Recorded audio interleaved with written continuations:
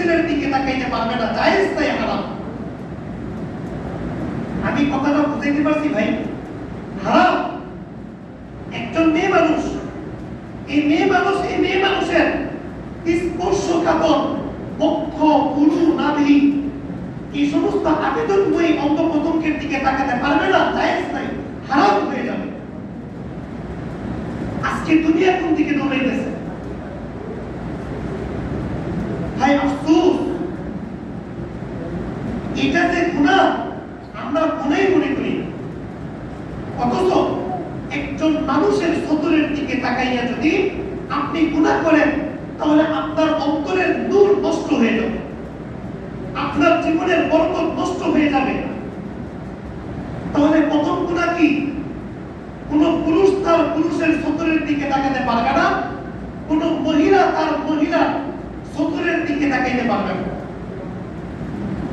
দ্বিতীয় নম্বর গুনাহ, আল্লাহ আইনানি ইয়াসদিয়ানে।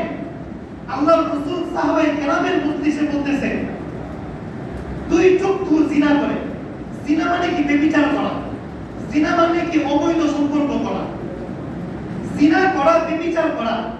আল্লাহর রাসূল সাহাবায়ে কেরামের সামনে বলতেছে, দুই চক্ষু জিনা করে, ব্যভিচার করে। আল্লাহর রাসূলের সাহাবায়ে কেরাম জিজ্ঞাসা করলো, ও আল্লাহর রাসূল, দুই চোখ জিনা করে কিভাবে? আপনাদের কোনো প্রশ্ন থাকে না? দুই চোখ জিনা করে কিভাবে? আন-নাযরু ফীমা ইউমনা।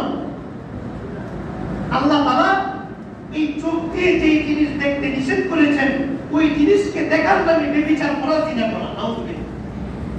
আল্লাহ তাআলা আমাদেরকে যে জিনিস দেখতে নিষেধ করেছেন, ওই জিনিস যদি এই চক্ষুর মাধ্যমে দেখি, তাহলে এটার নামে ব্যভিচার করা, এটার নামে জিনা করা, ব্যভিচার করা। নাউযুবিল্লাহ।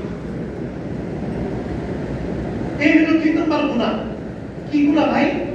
এই চোখের মাধ্যমে সেই জিনিসকে আল্লাহ তাআলা নিষেধ করেছেন দেখা, ওই জিনিসকে দেখার নামে ব্যভিচার করা, জিনা করা।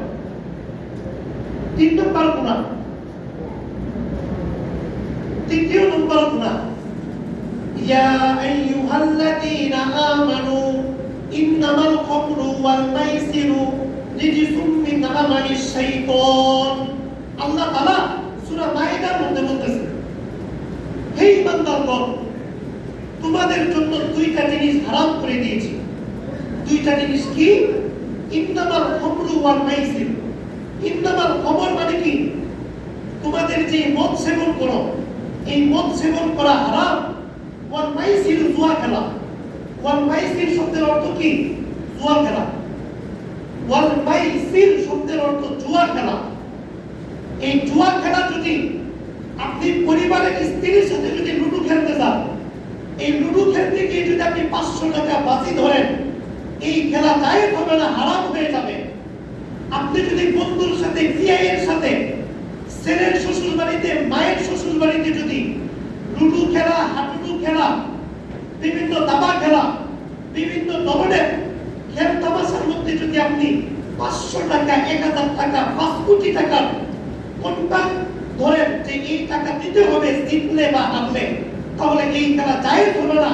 এই খেলাকে পবিত্র কুরআন কারীমের মধ্যে ইয়া আইয়ুহাল্লাযীনা আমানু ইন্নামাল খামরু ওয়াল মাইসিরু রিজসুম মিন আমালিশ শাইতান, এটা আল্লাহর ওলিদের কাজ করা হয় নাই, আল্লাহর ওলিদের সাহাবায়ে কেরামের কাজ করা হয় নাই। মদ সেবন করা আর জুয়া খেলা এটা শয়তানের নিকৃষ্ট কাজ হিসাবে আল্লাহ তাআলা পবিত্র কুরআন কারীমের মধ্যে ইরশাদ করেছেন। নাউযুবিল্লাহ। তাহলে কোন খেলা জায়েজ আছে? খেলা জায়েজ আছে যদি আপনি দৌড়ান, এটা জায়েজ খেলা।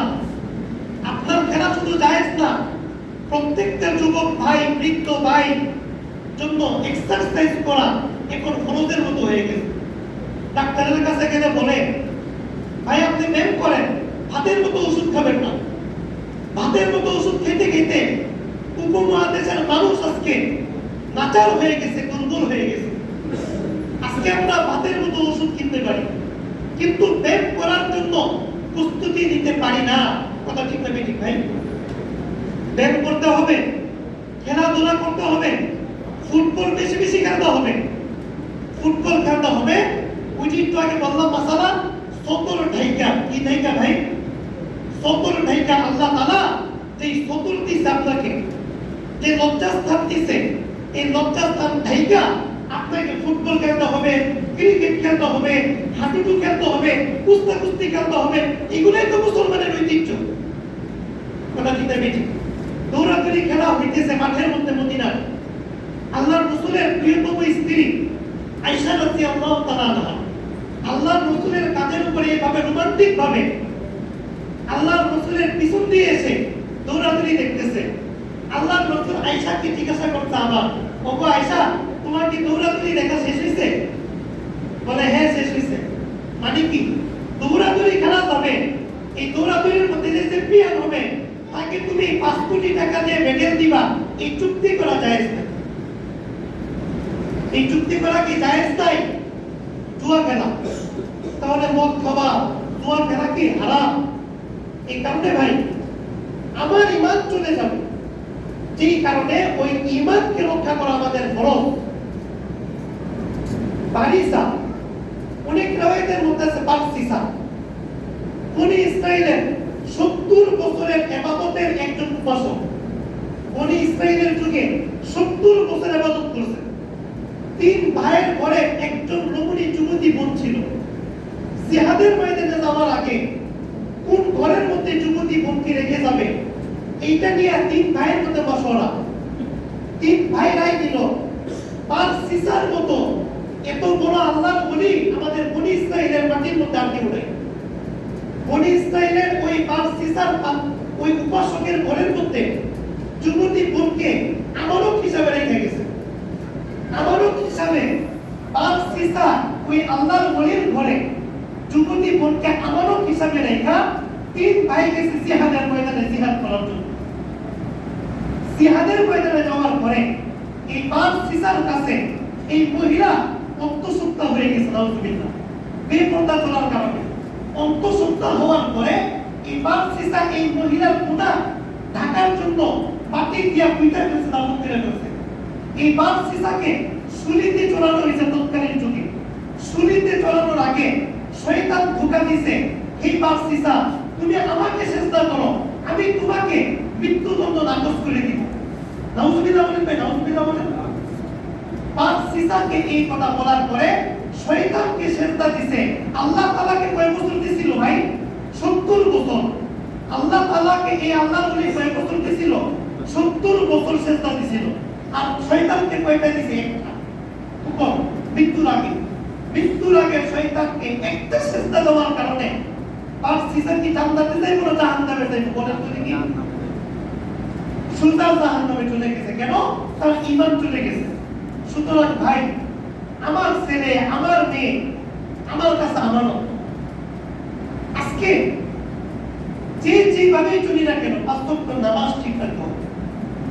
আমি অবৈধ জিনিসের প্রতি তাকাবো না। পারবো না ইনশাআল্লাহ ভাই? তাহলে আজকে কি শিখলাম জুমার বয়ান থেকে? একজন পুরুষের সতর আর লজ্জাস্থানের দিকে তাকাইতে পারবে না। একজন মহিলা